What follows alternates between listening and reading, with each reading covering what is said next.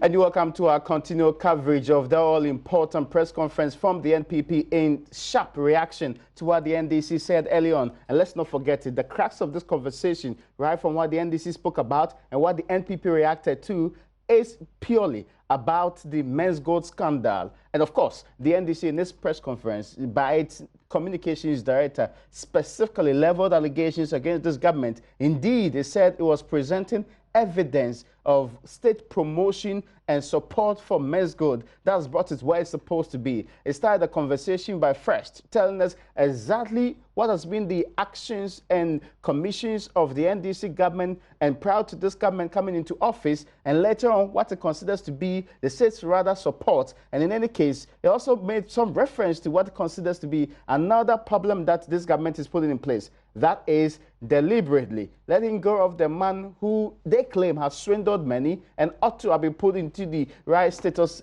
or arrested and dealt with accordingly. That is the crux of the NDC statement. It tells us that many state officials were not only close to the man, but also in bed with him and knew of his activities. Much of that's what we'll be telling you about on this conversation. But with me here in studio from the Ayawaso West Wuogon constituency is a former constituency chairman. Now he's the third vice chairman of the NPP. He's in the person of Mike Owaiwa. The chairman, you're welcome. Thank you. And on the other side, Bismarck Abobiaite is actually the current constituency chairman of the Ayawaso constituency of the NDC too. Bismarck, you're also welcome. Thank you, man. I want to start with you. It's been back and forth on this Menzgold saga.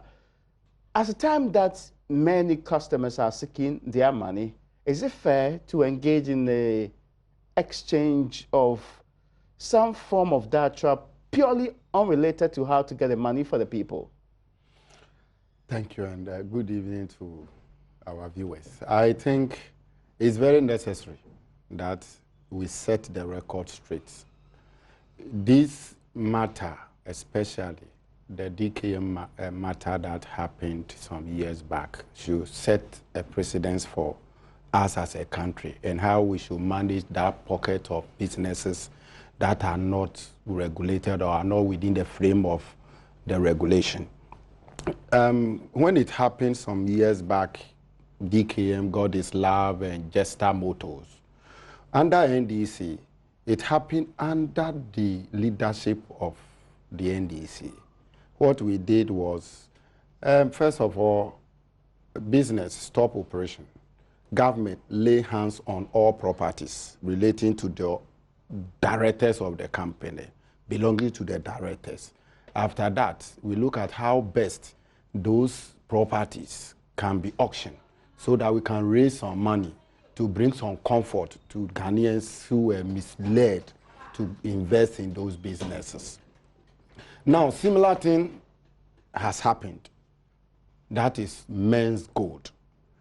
A revelation I heard on our Sempa about this man was that John Boydu, according to John Boydu, some years back, 2005, when they were in power, that gentleman was then a graduate from the university. This guy came to John Boydu and asked him, I want to go into gold dealership business. That is from John Boydu.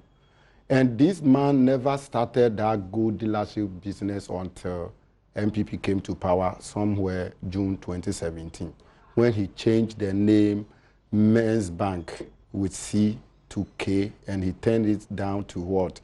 Menzgold. Start swinging Ghanaians with issue of buying and selling or holding gold in trust for them.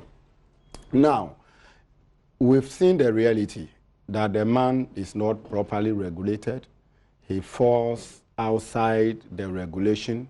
Bank of Ghana could not do anything about it because laws must speak to the realities on the ground until Securities and Exchange Commission came in. My brother, all these revelations, as it continued to unfold, the government has power and control to investigate each and every activity of any individual citizen of this country, including Menzgold owner.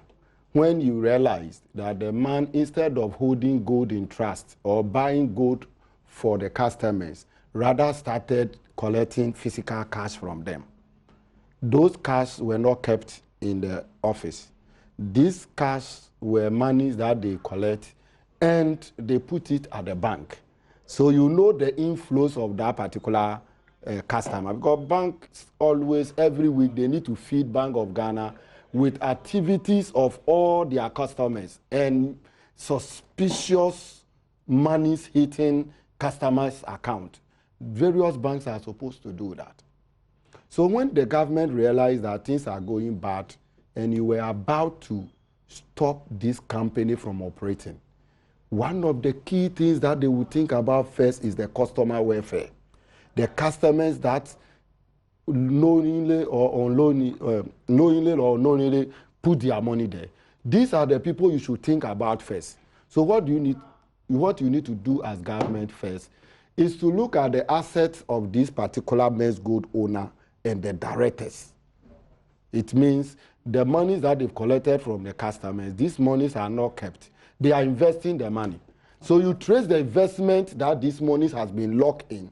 First, to establish that the money is there. Therefore, when you say today stop, the same day you are placing embargo on all asset accounts of NAM1.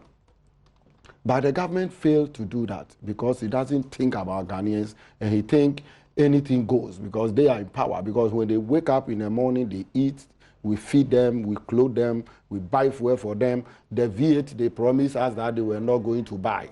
Nanado, he told us that the country is broke, that they will not buy V8. All V8 that are being driven by our appointees now, either 2017 or 2018. It means all the 2016 cars that were inherited by them, nowhere to be found. Either they've given it to their party full soldiers or they give it to their girlfriends. Back to the substantive matter. Now the reality is unfolding.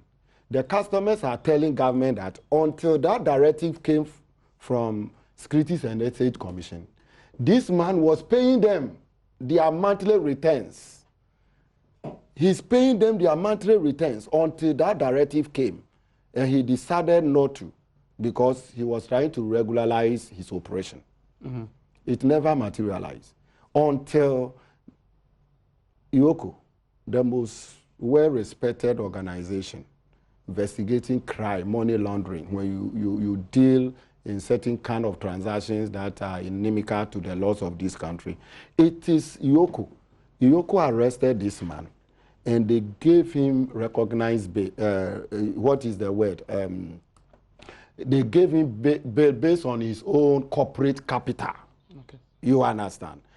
That bail allowed him, they didn't even hold his passport so that this man would stay in this country for Ghanaians who have lost their investment to deal with him. And you were in this country and this man swing his way through to Dubai, crisscrossing Europe, trying to get a hidden place. But you know, the irony of the whole thing is that until this man was arrested in Dubai, government was not thinking of how to bring the man back to face the basic laws of this country because they were in bed with the man from the, you know something, when a businessman gets the opportunity to go to the Flagstaff House, the most powerful marketing tool ever, to sit with the government of the Republic, for him to tell you that you are the most viable young man, your business is striking very well, and you are helping to create employment, and you are helping to boost economic well-being of the ordinary Ghanaian. The most powerful marketing tool ever to happen to any businessman, to NAM1. Sorry, but the NPP, in this case, in this press conference, was very clear in its mind about whether or not this incident did happen and for the reasons why it happened. It was clear that the man was not there to meet the president. He was part of a delegation. He's never had a one-on-one meeting with the president before. Which part of that don't you get clear? My brother, it's clear, but the president spoke directly to the gentleman at that delegation. Really? Yes. What did he say directly? He really recommended the gentleman for the business environment that he has created for himself and the fact that he's striking very well. Where is the evidence of this conversation? The evidence was the day he visited the president at the Flagstaff House. No, I'm saying that the people have denied that. They cannot deny the reality. Was he at the Flagstaff House? That's not in doubt. Yes, if what he's is there, in doubt is what you are claiming. What if he's there? Then there is opportunity for him to meet the president. Yes, but, I mean, you can't say because there's an opportunity meant that he met a man. Let's be certain on this matter. You are making an allegation that has been disputed. Except you have evidence to support this particular claim. How do I take it serious? What I'm telling you is that yes, whether he joined the delegation or not, assuming the president invited you, my brother here, and I accompany you to the Flagstaff House. Yes. And the president saw me, hey, Nam1, you are doing well. I've heard your business is strike. And again, this has been disputed. So unless you it's not true. Sorry, where is the evidence that this conversation happened? But is there evidence that the man entered the Flagstaff House? Yes, but that's not in dispute. Yes, that is enough to justify that he met the president. Okay. Don't let them lie to you. Okay, so now, there's a question that's important to me. And this question is pretty simple. Before I come to you or that, let me go to Chabawadia. Chaban, this conversation has become purely political. You move from what used to be a financial issue that the state was pursuing one individual for, to drawing it straight into straight political lines. Do you think we can get to the bottom of the matter with such behavior? Thank you and good evening to our viewers. I've listened to the NDC's arguments and just what my brother is doing tonight tells you how insensitive the NDC is. Members of the NDC are. Leadership of the NDC are. Somebody has lost his lifetime savings through a scammer. And instead of you, as a brother or a sister or an individual, consoling the person or giving support or directions or what to do, you have decided to use those individuals who invested with this NAM1 guy to do your politics. Just be sensitive a little to people who are under or who are suffering. I will plead with my friends out there, NDC people, and those who invested there, whose money are, I wouldn't say lost, stuck in that institution. Let me give you some comfort. Government is taking steps to get as much as possible the monies that went into that organization and pay you back.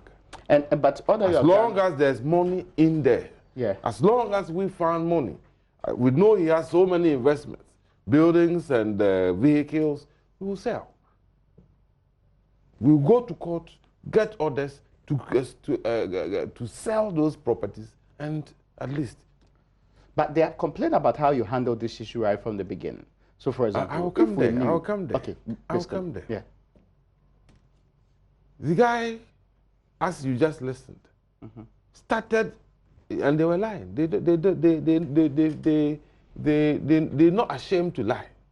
Everybody in this nation knows that Menzgold started their operations way back in 2012, 2013. Everybody knows. Yet he sits here and tells you and I that Menzgold started in 2016, in 2017. You can Google Is right that now true? When they started Menzgold. And I watched you, I thought you were going to even correct him. That was not when Menzgold started. Of course, I mean, when it started as Men's Bank, it was way back in 2014. That's and it was the same thing that they were doing. It was not Menzgold. And it was the same thing that they were doing. And you were in power. You watched him take people's monies. You never acted. You never reacted. You didn't say anything. Till we came to power. And we realized that a company is taking or dropping huge sums of monies in an account. And then we went in, found out that it was coming from people, we were collecting monies from, so they were calling them investors or something, and promising them that they have bought gold for them. And the Bank of Ghana went in, looked at it, they realized, no, they are doing an illegal operation. It was a Ponzi scheme, a scheme that is bound to collapse. So they stepped in. If you remember, when they told them to stop the operations, It was Sam George, it was the guy who did the press conference today, Sami Jemfi, and the NDC communicators who came out condemning and attacking government, that they are a government, and they wouldn't even say Bank of Ghana was collapsing Ghanaian companies, and that they stood in and said Menzgold is an entity they created, and government, because don't like the guy, if you remember, was then trying to collapse the guy's company. If you remember, that's what they did.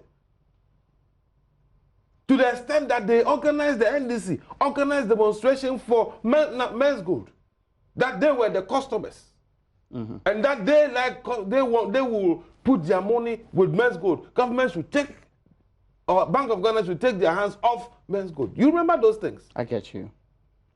Are you sure? And now, when everything, you remember, government insisted and ordered Menzgold, the gentleman, if you remember, ordered him to pay back all investment that he has received to their customers. And even invited him then to Ioko, if you remember.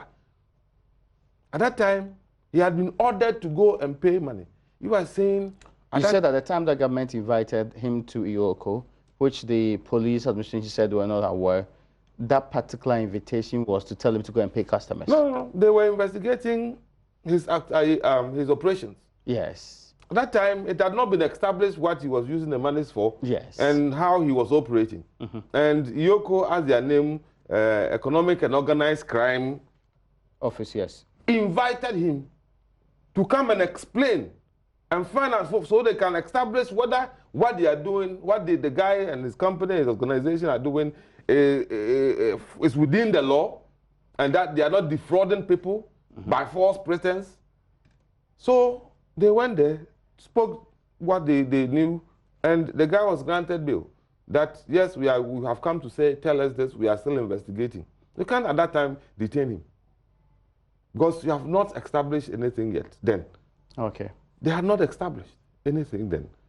He was, and you couldn't at that time just go to the guy's company and start taking their computers and documents and to just go and seize them. You cannot do. You couldn't do that. Okay.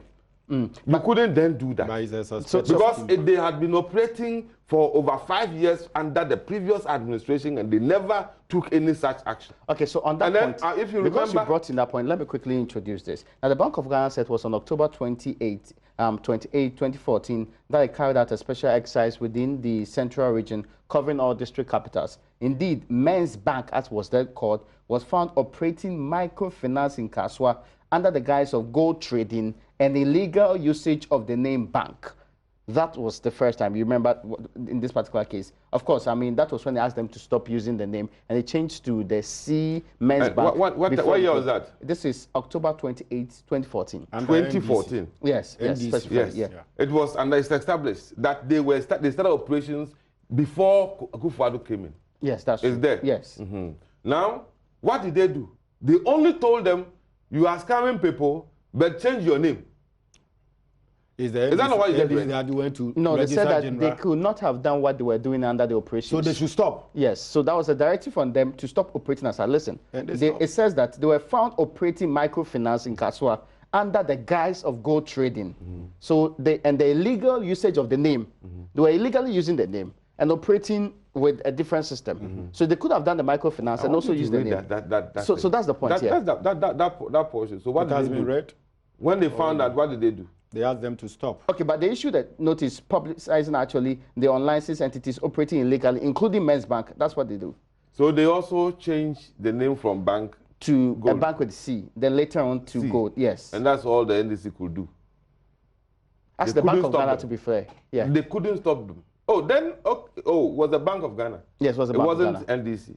But of course, it was under the NDC administration. So then, if it was the Bank of Ghana that took that decision, and today Bank of Ghana has taken this decision, why do you say Akufo-Addo? You are saying I shouldn't say tag them with NDC. No, I'm not saying so. I'm just saying that the history. So now it has been established that yes, they started their operations under NDC. They did not stop him. He continued operating until we came and said, no, what this guy is doing is scheming. It's a Ponzi scheme. He's going to scam, he's going to rob people of their lifetime investment. So they stepped in. You remember when that issue came up, a deputy governor who they are now grooming as their vice president when Mahama becomes their candidate, a vice presidential candidate, resigned from Bank of Ghana. And you remember what they did? You remember what they said? You push him away or he resigns. Yes. If he, through under You're talking about Dr. Siama? You remember him? He was Yes. in charge of bank supervision. You remember? Yeah. Yes. And then when all these banks that crashed, he was the man in charge. But we're talking about Menzgold. Sorry, I'm talking about Menzgold. No, I think by now he should have even been prosecuted. Because he could not, Menzgold falls under the non-banking financial institution. Yes. If he had registered, he would have been there. Okay. And he monitored and managed to get him scam more people. And He got him to scam people. The NDC people. But how can you make such a claim that the central bank willingly, actively got the gentleman to scam people? If you put a policeman in front of your house or a security man to guard your property, and you come, that security man is still sitting or standing there, and the property is looted. Somebody has come, entered the shop or the house and taken everything away. Who will be the first person to arrest? They are saying the security man was culpable. Is that what you're saying? That is it. Okay, so now... So if you are in charge of a whole organization that is supposed to supervise these banking activities, and you stood there, watched, and made people rob us as a nation and as people, you should be the first person we should talk to. Meanwhile, we were being paid all the time. And you have the opinion that the procedure that they use in the banking supervision division is strictly to go shut down immediately hear of what you are doing. Because what the Bank of Ghana details is a procedure that says stop operating as such, operate with a different name, except that in any case you have a license that from PMMCC to do a specific job. Stay within the license of your PMMC or the Minerals Commission in this case. What was wrong with that? Because under the NPP... what was wrong is what we are witnessing today. That under day, the NPP, a similar thing was continued. Are you aware? Under the NPP, yes, the same supervision team. We came in, they left us handing over notes. We looked at it, we studied it, we went in there. That's when Iroko went in there. And they, NDC people, came out challenging us that we should leave Menzgold #1 alone. So you're saying that it's because the NDC, some members of the NDC, to be clear, had come to say to you that stop dealing with the man. That's why you stopped dealing with the man. No, they continued. Investigation continued until Bank of Ghana came. I think was in. They came to tell them no, nobody should put money there, and they ordered them to refund all investment with them. You remember? But I know that this has not happened. The Bank of Ghana has never issued such a directive. Are you aware? Oh, but they said they should stop operation. The Bank of Ghana never told them that. What did they tell them? It's the SEC, the Security and Exchange Commission, that told them that. Indeed, the BOG had always engaged them on the level of, in fact, the last conversation, according to the BOG's own write-up, was that they had asked the other regulatory institutions to consider their certification or the kind of license they were operating with, and they will collaborate as regulatory institutions on the matter and find a way forward. That was the last communication of the Bank of Ghana. So the good thing at no point in time did the BOG say that. It was, you are not talking about Kufuor giving orders. Yes, of We are course. not talking about Baumia giving orders. Yet our brothers and sisters in opposition deemed it fit when they created the mess, when they created this monster. They deemed it fit to attack Nana Dankwa Kufuor and Baumia for what the mess they created. Where on earth can we, apart from Ghana, apart from NDC people, who would do that? Now, there's also something that the Bank of Ghana said, that on May 21, 2018, they wrote to its legal department with the evidence to consider the option of legal action on the deposit-taking activity of the company. That's as far back as May 2018. The Bank of Ghana never proceeded with this action. Why? They stopped them. Menzgold that's why I'm saying Menzgold went to court in September. It was not in May. No. I'm saying so that what prevented the Bank of Ghana at that time? Organization that was dealing with this issue. Yes. Bank of Ghana was involved. Iyoko was involved, national security got involved at one time, police, and then security. And Exchange Commission.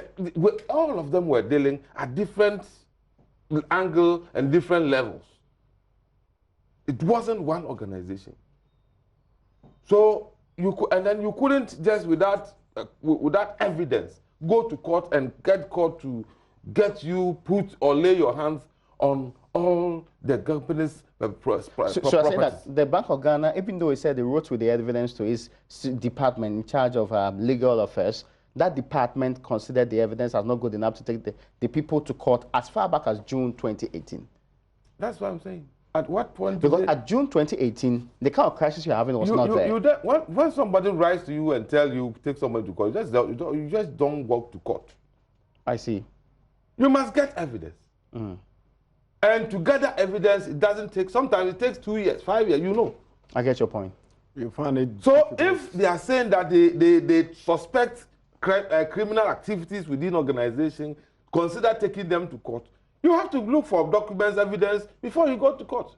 If they had gone to court empty-handed, I guess you and I will know what will have happened. I get the point. What I'm seeking to establish here is that whilst the political parties, NPP and the NDC, are making this like it's within their foray, it's a matter of partisan politics, there are real people out there who've lost monies. That people is what I am talking about, that people are not being sensitive to the plight of these people.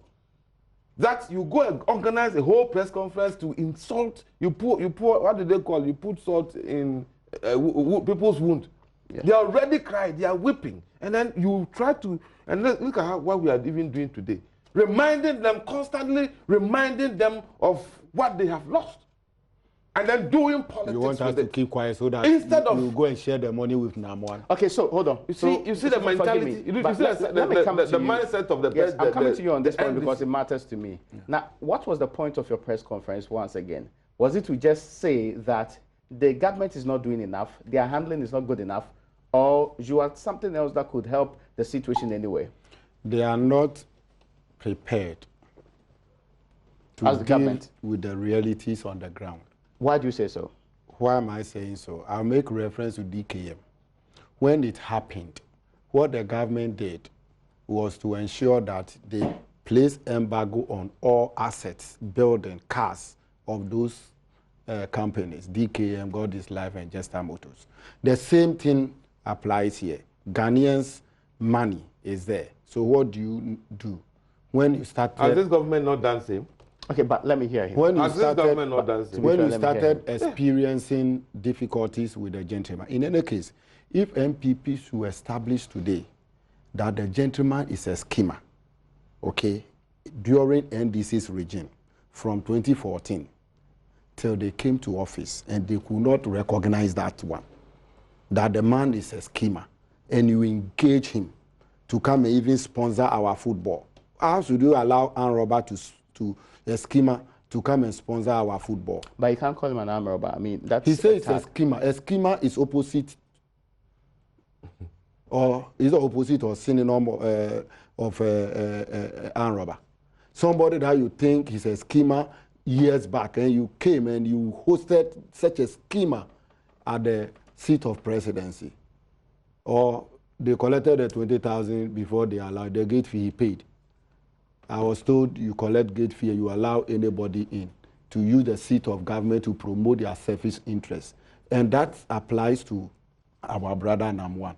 What we were saying then was that if you think the person is operating illegally and there is a framework that the person can operate under so that you can properly regulate the person, allow him to be regulated so that his business will continue.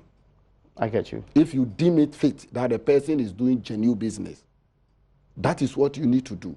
By the time you realize that the person could not regularize his operations, it means there are difficulties with the business setup, the object of the business. Mm-hmm. So by the time you had the clear conscience that the person must stop operation, you must first think about the customers. Any company that will collapse, by the time you see the symptoms of the company collapsing, the first people you take care of is the people who supply their daily energy to keep that business running. So the customers or the bloodline of Menzgold is the customer's fund. So what do you do to that fund? The government was, let me say, negligent on that. To extend that you allow the man under investigation to flown outside this country. But they say he jumped bail. You know something? When somebody jumped bail, Interpol is there. What did they do to the man? Let me tell you a secret. When the man was arrested by the Dubai businessman. Do you know that the word that was a wanted man in Ghana here? Sorry, forgive me. Can you? Where is he? It means your do you know that most of your administrators, your appointees have been to Chairman. But they still fly out. Get him to conclude his point. Something. Yes, sorry. Please continue. You know something. Very briefly. I mean, let me give you a simple example. No, on the Menzgold there matter. is a gentleman called Chumbuafu. Sorry. When they were investigating Chumbuafu, they seized his passport. On the Menzgold matter, yes. They are very super incompetent. That a Wadako will be combing around the world. You understand? That they could not arrest him up to now. It means they are inefficient people that we have put in place. Menzgold, you allowed, when the man was arrested by the Dubai businessman, they got the hint. The government was informed. Then they quickly came to the media that, oh, we have issued arrest warrants. Oh, you suspect that they got information earlier? They got information. The man was not arrested 3 days ago. Yes, he was arrested way back in December. Oh, my brother. You and I were not there. But we are told that government was not informed up until recently. They were lying. You are citizen of the country. Sorry, what's their proof to suggest otherwise? No, my proof is that, so if the person was not, you were not in the picture, you did not know that the person was arrested, then your security intelligence is very, very weak when you have an ambassador or whoever, a consulate in Dubai. Then your security is very, very weak. When we sleep, we should not close our eyes. Because this is a risky government we have in place. They arrested a gentleman. When they realized the matter is becoming a global issue, then Nanado, his security people advise him that go to court and say that we have issued arrest warrant. Namwa should come. Okay, but then the person is already behind bars. All of that has happened now. What do you want the government to do again? What we want the government to do is very simple. Nam1 is a citizen of this country. Any property that this man has, as at now, the government should know where the properties are. Because when it happened to DKM, we seized the properties. We were auctioning when we left power. They came, they auctioned them, and they prioritized the money and served the interests of the people. The same what thing, government is doing now. Please, let me hear him. Okay. The same thing should apply to Menzgold customers. Anything they are doing that now? What can you prove as we are sitting here that there's a team, Ghanaian team, which is already in the UAE seeking to speak to the authorities there to release the man for us today. No, you know something. The accounts of the gentleman has been frozen.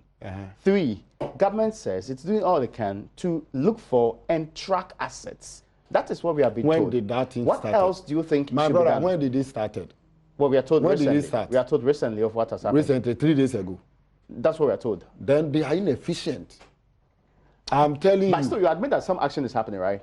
Some action is happening. So would they make, mindful of what's happening now, would they make the press conference that your party just held? Forgive me. Would they make your press conference that your party just held needless? It's not needless. We need to put constant pressure on this inefficient and incompetent government. Other than that, they will lose track of whatever they've said. They have lip service. They will say it this way. If you don't monitor them, the media, please, the Menzgold customer need you the most, not the political parties. We will do our bit. You do proper investigation and make sure that this government is doing the needful to create an enabling environment to reduce the hardship that is being meted on Ghanaians through Menzgold. When it happened to DK, about 10% of what we are hearing now. So it's a serious thing that if the government don't take care, many people will die. Some are already experiencing all kinds of sicknesses. Some of them are, out of, somebody told me the children are out of school now. Okay, I get your point. Because 3 square meal is very difficult. I need us to move on because there was one conversation, and of course, I mean, you gentlemen happen to have stormed on this Menzgold matter. The crux of our conversation today was talk about the Yawasu West Wuogon constituency. You, Bismarck, had gone to court to seek some form of... Can I make a short statement before yes, we come. If a minute or two, yeah. Yes, this Menzgold issue, I don't believe we should politicize it. I believe we should rather 2016, it was sorry. Can you let it speak? We'll put pressure on you, constant pressure that to we pay can the money. Get some you of can the money sell the asset and of this gentleman. Okay. That is what government is focusing on. But since they have decided to do politics with it,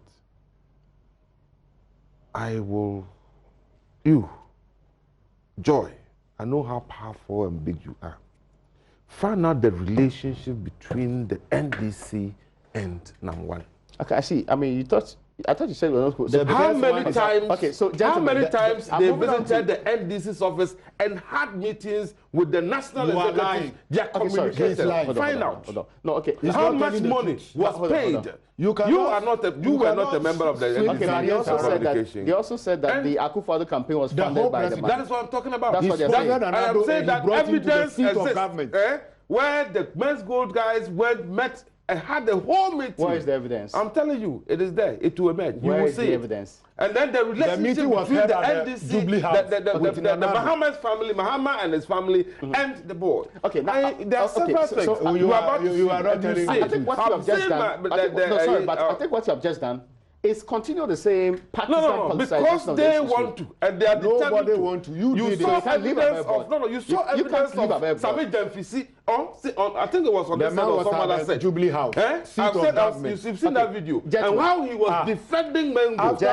And now you are turning around and saying that after that visit, somebody go and blame 250,000 Ghana. Sorry, but do you know what it takes to be the president? We are about to run up on this one. You've made this point before.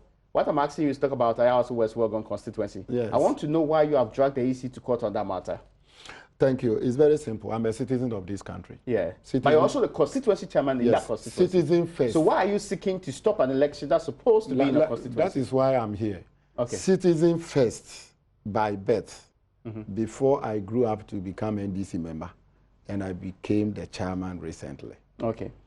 What I'm fighting for is for you and I to have trust for the constitution that we have all promulgated for ourselves. What's your claim specifically? My claim specifically is very simple, that Article 112(5) states categorically, upon the demise of a member of parliament, there are rules and regulations. The rule says that immediately the clerk of parliament inform the speaker, the electoral commission, there must be a process to hold an election. Within 60 days? Within 60 days.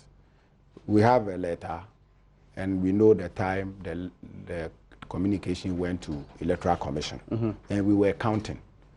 But we were told that the election should be held on 31st January. When you count, there is 5 days addition. Okay. And that 5 days is an infraction, a violation of the 1992 Constitution. Which court have you gone to? Supreme Court. The Supreme Court. They protect the Constitution. Okay. When a matter of interpretation of the Constitution, you cannot go to any court. So because of the 5 days, you've gone to the Supreme Court? It's not because of the 5 days. But the election was supposed to be held, let's say, around 28 or so. But you know that your political party is holding these national elections to choose a flag bearer on the same date. No. Our date should not give the EC opportunity to violate our Constitution and say because NDC is an institution under the laws of this country. You know, it is clear that if we don't protect the Constitution under this government, NPP, if you are a citizen and you don't help us to protect the Constitution, they will end up breaking the Constitution. When is your case being heard? We are in touch with Supreme Court. Okay. And They've not fixed the date for you? There are clear indications that I don't want to preempt what the court will do. So have they fixed the date for it? Definitely, there will be a ruling very soon. When is the date? I just want to know specifics. The date will be communicated to us. Okay. But you know, NDC, we are... Are you foreseeing that the election can come off on the 31st? If the position of the Electoral Commission is contrary to the constitutional provision, and as far as I am concerned, and the belief I have for the Supreme Court judges, they will not sit down for anybody to really So are you asking them to do the elections on the 26th? We are... on or before 26. It should be on or before 26. That is what the law says. Okay. But the fact is that we are contesting the election. Okay. We are campaigning and we are going to win. We winning the election should not create an environment for somebody to perpetrate the violation of the constitution that I have seen. Give me a second. Chairman, you've been a constituency chairman in the area before. In fact, you are now 3rd vice chairman of the NPP at the national level. Do you think what he's doing is a good move? You see, the I just NDC... have 10 seconds, forgive me. 30 seconds? Yes, forgive me, because my time is up. It's almost 7. So you gave him all the time? No, I just wanted clarification. So, okay, give me your point. What do you think about it? The point is, they are not acting in good faith. Why? We went to IPAC meeting, and they told the electoral commissioner that they are electing their presidential candidate, that's Mahama, on the same date that the electoral commission wants to have that election. That's very, the 26th. very incompetent thing to do. And then, so they appealed to all based of us. On NDC, and the law was made for women. So we said, they said the electoral commissioner, when you were talking about made for women. My time is up. Can you just let him finish this? No, the electoral commissioner agrees. He asks us, all political parties present, what do you think? They are having their primaries on the same day, and this is nationwide, and that's already hands full for the electoral commission. And then the day that they are, oh no, and then you tell them the electoral commission, the political parties agree, the electoral commission agrees, and then you are taking the electoral commission back to court. Okay, I get your point. No, what folks in their mind, it's a bad thing. That's where we end today's edition of Upfront. These guys, you don't trust them.